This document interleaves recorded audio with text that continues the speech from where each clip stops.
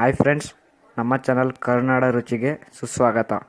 ಇಂದಿನ recipe garlic rice. Hi friends, ನಾವೀಗ garlic rice ಹೇಗೆ ಮಾಡೋದು ಅಂತ ನೋಡ್ಕೊಳ್ಳೋಣ. ಇದಕ್ಕೆ ಬೇಕಾಗಿರೋ ಸಾಮಗ್ರಿಗಳು: ಕರಿಮೆಣಸಿನ ಪುಡಿ, ಉಪ್ಪು, ಬೆಳ್ಳುಳ್ಳಿ, ಕರಿಬೇವು, ಗೋಡಂಬಿ, ಕೊತ್ತಂಬರಿ ಸೊಪ್ಪು, ಒಣಮೆಣಸಿನಕಾಯಿ, ಜೀರಿಗೆ, ಸಾಸಿವೆ. ಈಗ ಸ್ಟವ್ ಆನ್ ಮಾಡ್ಕೊಳ್ಳಿ. 1 ಟೇಬಲ್ ಸ್ಪೂನ್ ಎಣ್ಣೆ ಹಾಕಿ. ಈಗ ಎಣ್ಣೆ ಕಾದಿದೆ. ಗೋಡಂಬಿ ಹಾಕಿ ಫ್ರೈ ಮಾಡಿ.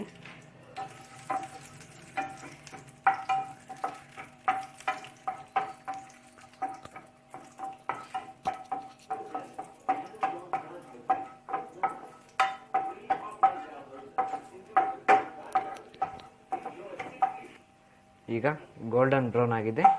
ಈಗ ಇದನ್ನು ತೆಗೆದಿಟ್ಟುಕೊಳ್ಳಿ. ಈಗ ಒಗ್ಗರಣೆಗೆ ಸಾಸಿವೆ ಹಾಗೂ ಕರಿಬೇವನ್ನು ಹಾಕಿ, ಹಾಗೂ ಒಣಮೆಣಸಿನಕಾಯಿ ಹಾಕಿ, ಹಾಗೂ ಜೀರಿಗೆ ಹಾಕಿ, ಹಾಗೂ ಬೆಳ್ಳುಳ್ಳಿ ಹಾಕಿ.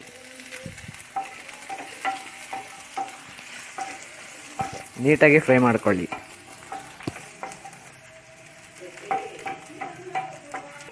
ಬೆಳ್ಳುಳ್ಳಿ ಚೆನ್ನಾಗಿ ಫ್ರೈ ಆಗಿದೆ.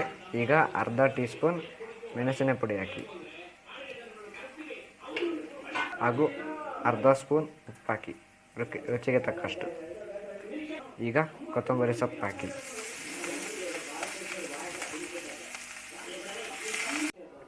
ಈಗ ಅನ್ನವನ್ನು ಹಾಕಿ ಮಿಕ್ಸ್ ಮಾಡಿಕೊಳ್ಳಿ. ಈಗ ಬಿಸಿಯಾದ ಗಾರ್ಲಿಕ್ ರೈಸ್ ಸವಿಯಲು ಸಿದ್ಧವಾಗಿದೆ.